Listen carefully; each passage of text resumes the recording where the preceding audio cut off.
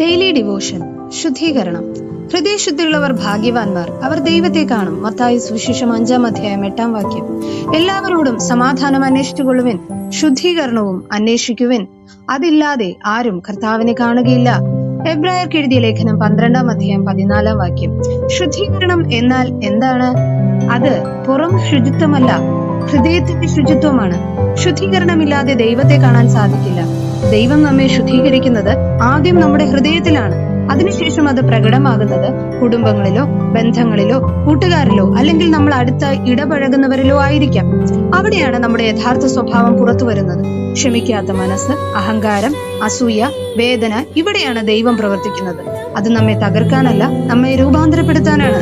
ഹൃദയം ശുദ്ധമാകുമ്പോൾ ജീവിതം മാറും, ബന്ധങ്ങൾ മാറും, ആത്മീയ വളർച്ച ആരംഭിക്കും. നമുക്ക് പ്രാർത്ഥിക്കാം. കർത്താവെ, എന്റെ ഹൃദയം ശുദ്ധമാക്കണമേ, എന്നിൽ നിന്ന് അത് ആരംഭിക്കണമേ. ആമേൻ.